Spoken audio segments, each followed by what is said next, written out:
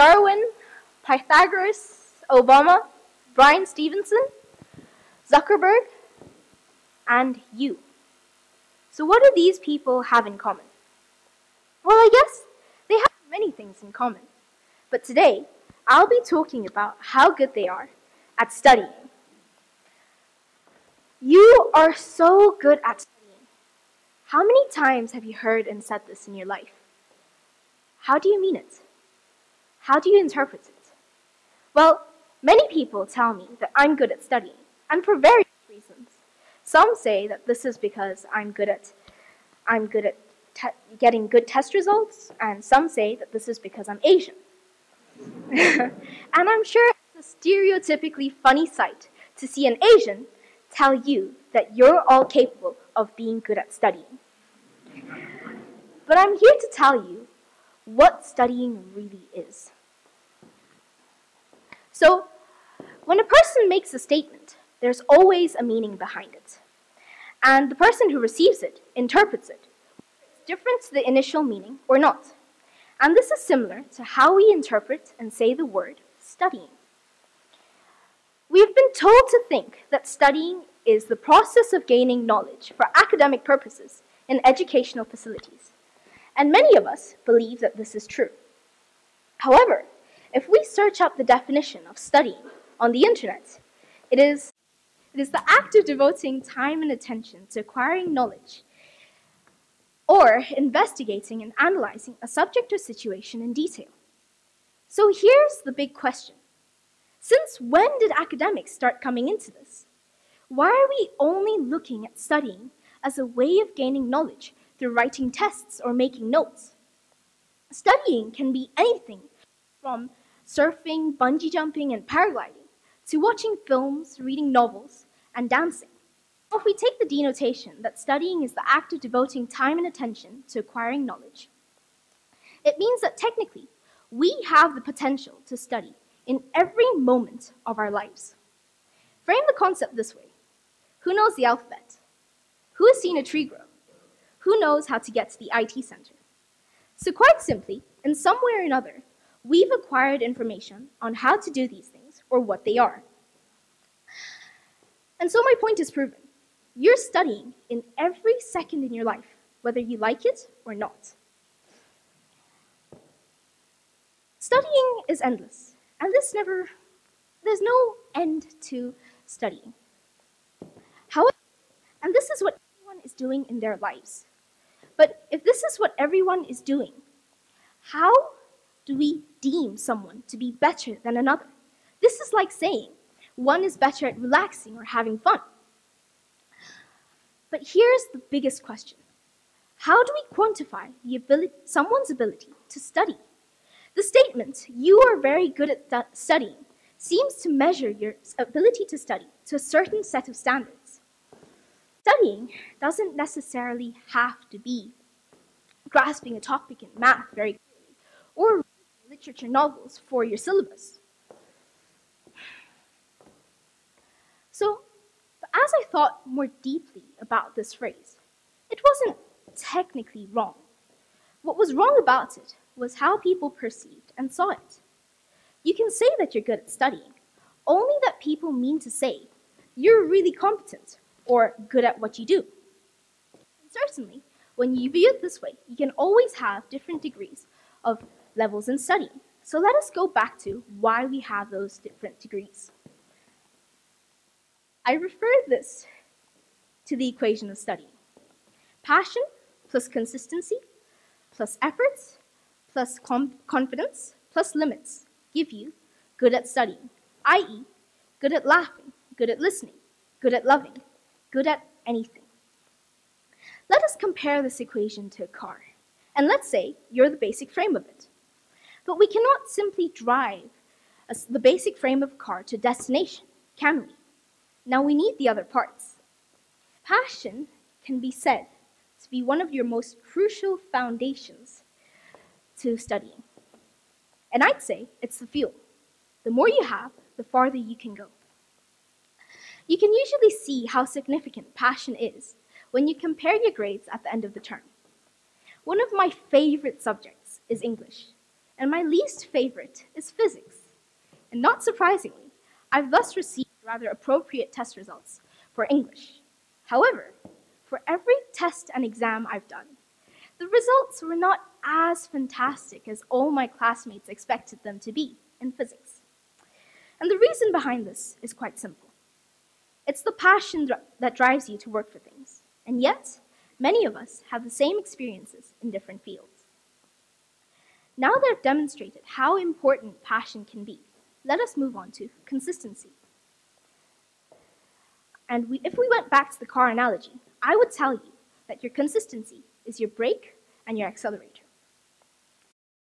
Let me tell you a little story about this. So once upon a time, there was a guy named John who needed to go to Johannesburg.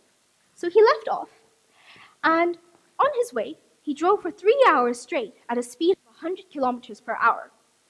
He stopped at the border, and later on, he decided he wanted a snack. So he went to the gas station for it. Another 15 minutes down the line, he decided he really needed a bathroom break. So he went for it. He went for another bathroom break, another refueling stop, and another snack break, and later on, he decided he needed another nap. And so, in the end, he took a longer time to get to Johannesburg than he intended. So the point of this repetitive story is that John was quite inconsistent with his initial goal to go to Johannesburg, and thus took a longer period of time in his journey. But I'm not standing here to tell you that John should not rest at all while he gets there, or that you should not rest while you study. But I'm telling you, never stop making progress. Make whatever amount of progress, great and small, it still means progress. And so now that I've demonstrated how important consistency is, we have our brake, accelerator, and fuel. We need an engine. And so this is your efforts. Just like your engine, you should be doing most of the work. And passion and efforts are like two complementary goods, two products that should not sell without the other.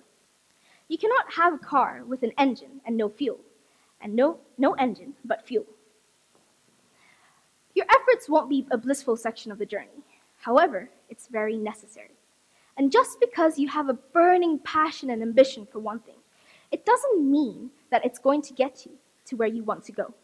You need to be able to manifest your effort, your passion as the impetus to your effort to get where you want to go. However, it's also extremely important to maintain the temperature of your engine. If it overheats too much from driving, let it cool. And if it's too cold, you had better get the engine to start up. Now that I've mentioned the efforts, which is your engine, your passion, which is your fuel, and your consistency, which is your accelerator and your brake, we need to modify our view to the car analogy. So what among all cars is the most valued? I'd say it's the brand name. If you were a car, would you rather be a Porsche or a second-hand Toyota? So, as much confidence, as much respect, status, and envy you receive when you drive a BMW, your confidence in what you can do, and in your skill, and what you do, can determine how good you can be at it. So, a social experiment that proves this was carried out in an elementary class, where a set of students holding very similar academic capabilities were given to some teachers. The teachers were then asked to decide. Who they trusted in and who they didn't. And just like their trust levels, their academic results drastically split. Those who they trusted in had turned out to have higher academic scores for a longer period of time.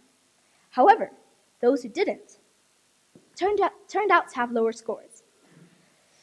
And so, you need to be confident in what you can be, and you need to be able to think that you are capable of earning that much respect and status in your field that you choose to do.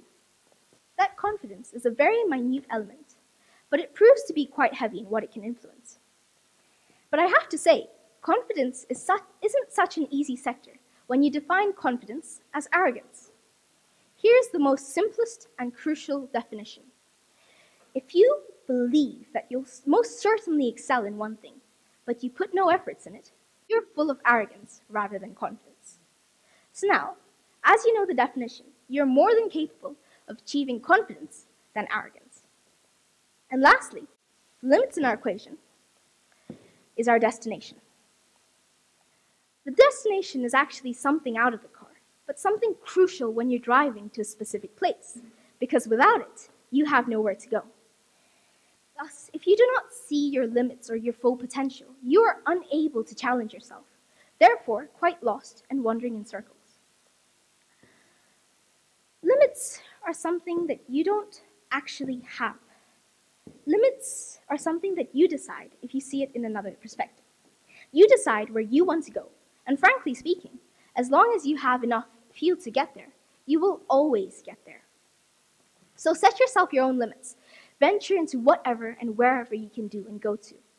Have you ever seen a car that has one specific destination that it can go to? No.